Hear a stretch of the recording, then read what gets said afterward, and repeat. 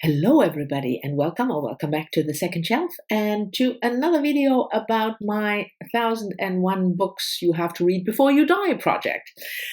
If you're not familiar with this idea, I was inspired by Sandy over at Miss Reads a Lot. She follows these books, 1001 books you have to read before you die. I thought this was a fantastic project, but I wanted to read women, and most of these lists don't feature enough women. A third, maybe. I also wanted to focus more on non-Western. Short, probably because you're following this religiously, I made my own list. You will find the list. I made a Goodreads shelf. I will leave a link to that down below, and I will update you once a month or so on my progress. So let's see the statistics for April. Looking at my list. Yes. So as of the 1st of May, I read 394 books, and no, I didn't read them all in 2022 when I started the project in January. I already also included books on the shelf that I had already read, but that I considered necessary to be on the list. So 394 books I read, which leaves an unread total of 607. In April, I read 3 books from the list, and that brings the total for 2022 to 21. And my goal is to read about 1 book a week approximately, so 51 books a year. And yes, I know that will take me more than 10 years to finish, but long-term project.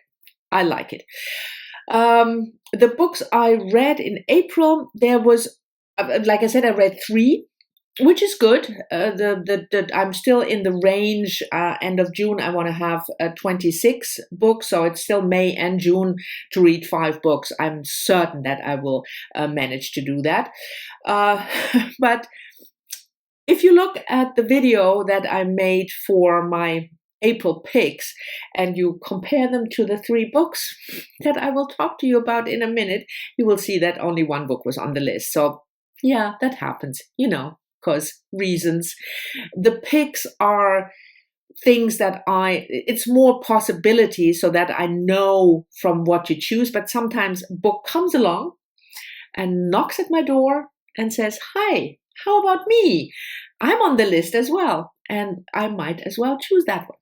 Anyway, the book that was on the list is a non-fiction book by an Irish writer, A Ghost in the Throat by Darren Nee Griffa, published not that long ago, and I think it's still in the running for the BookTube prize.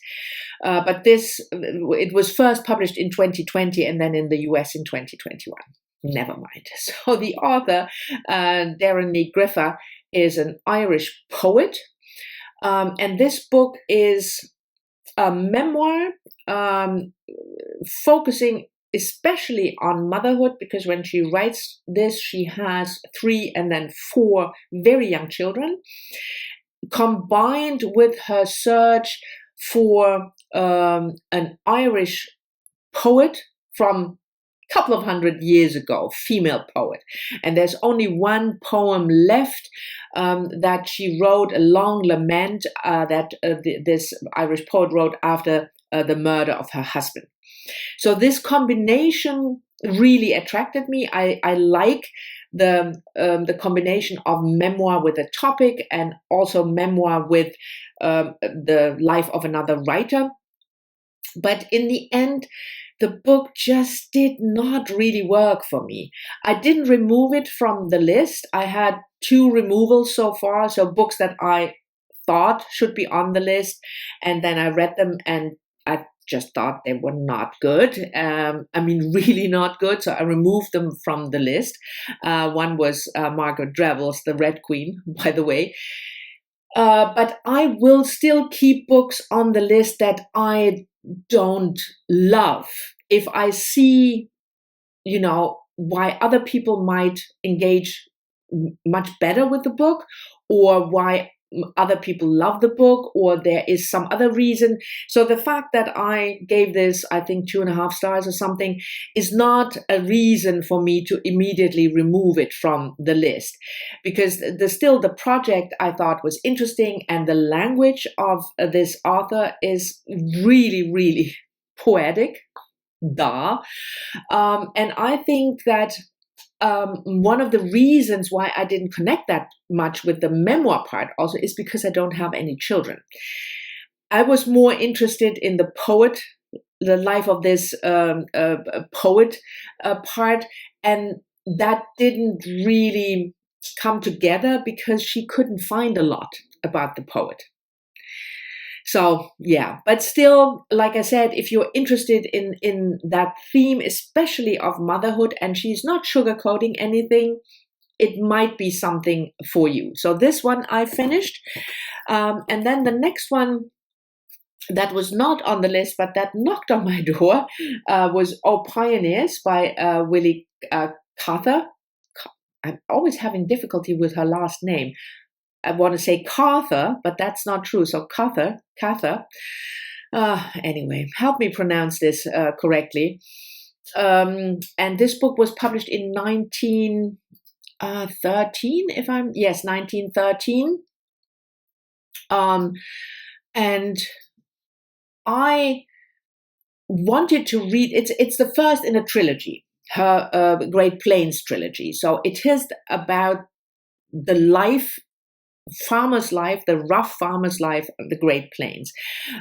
This is the first one, and it really grabbed my attention because it focuses on a female farmer, Alexandra, who is put in charge by her father when her father died, even though she has brothers, but the father rightfully concludes that she is the only one capable of running the farm.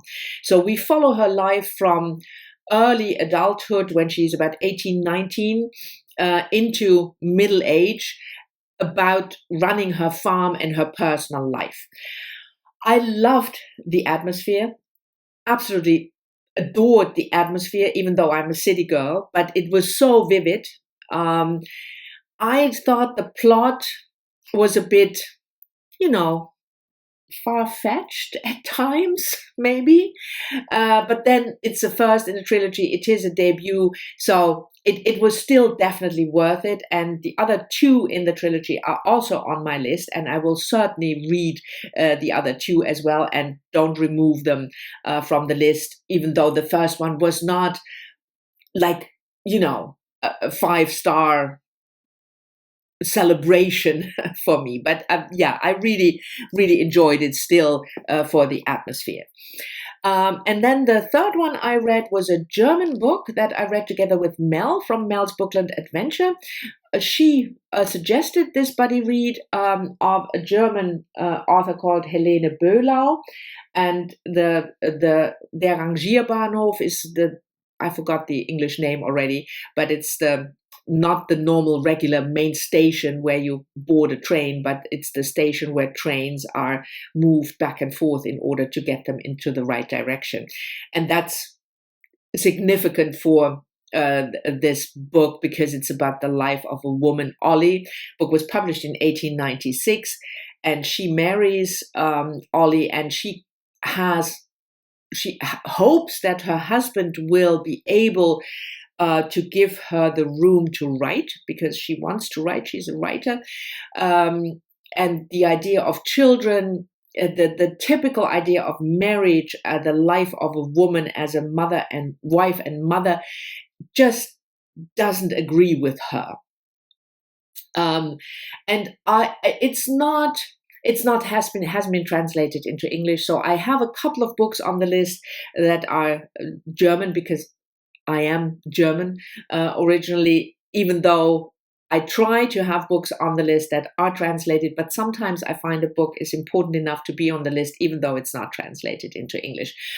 And this one is not a literary, high point.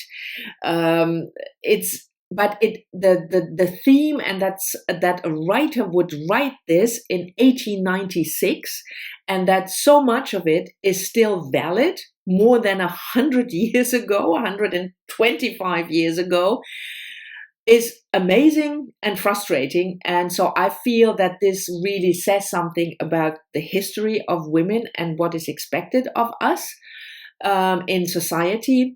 And that's why it's on the list, and I kept it on the list, even though it's from a literary point of view not a fantastic book. So those were the three that I read. Like I said, one from the list, the first one, Ghost in the Throat, and the other just came knocking. That means that I think 4 or so I didn't read. I'm not going to talk about them. I'm not necessarily planning on reading them all in May, so just to keep up with the list. But I have made only, quote unquote, I picked only 4 for May, so that gives me a little bit of room to maybe pick up 1 or 2 of the books that I had scheduled for April and didn't get to. Most of the books I already talked about, either in a book haul or in a recent read, so I can be quick if that's possible for me at all. The first one is nonfiction, Small Bodies of Water by Nina Mingia Powles, New Zealand author. And this is a memoir. It's also the pick for the Book Naturalist Book Club for May.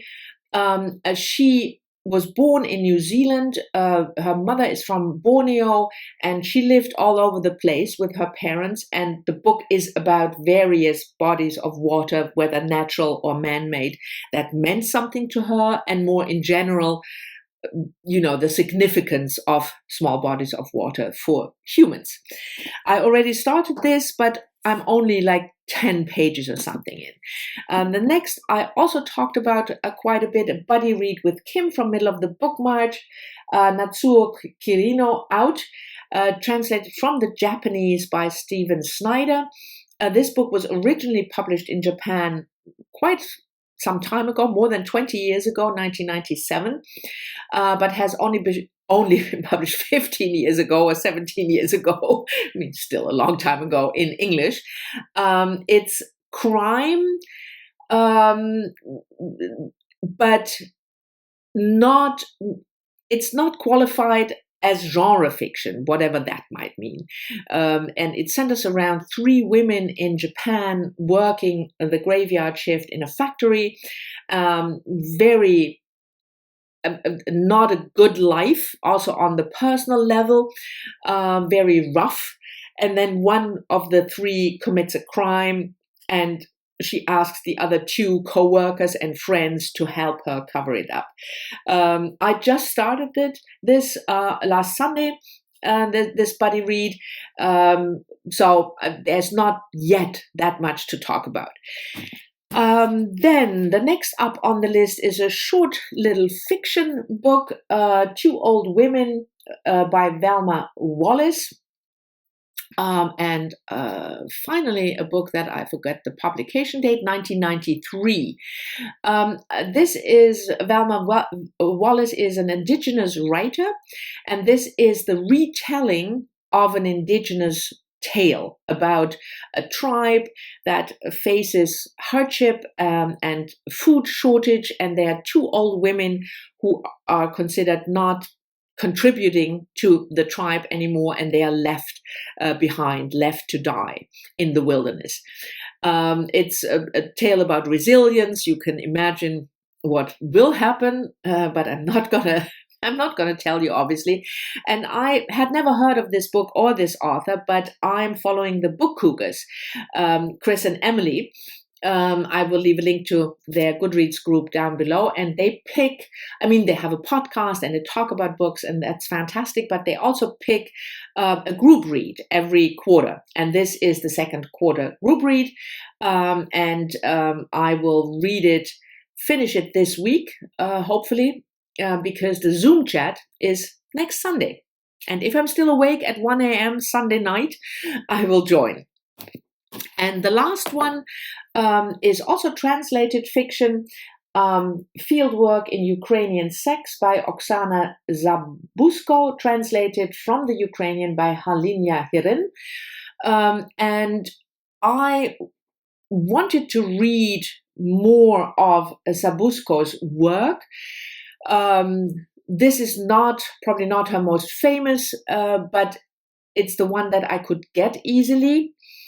And Ukraine is also one of the 2 countries picked by the Invisible Cities Project for May. So that sort of works nicely together. It's a more or less autobiographical, or partly at least inspired by her own autobiography, because it's about a woman writer who comes to the US for a writer's workshop or something. Yeah, I think so. It's not really saying anything here, whether it's a workshop or whether it's more a longer thing. And then that visit to the US inspires or propels the protagonist to think about her life, to think about her position as a poet, as a writer, and also as a woman in the Ukraine. The book was published in Ukraine in 1996. So it is definitely, it's just about the independence of Ukraine. So it is definitely dated in a lot of respects if you look at recent events. But I'm really, really interested in this author.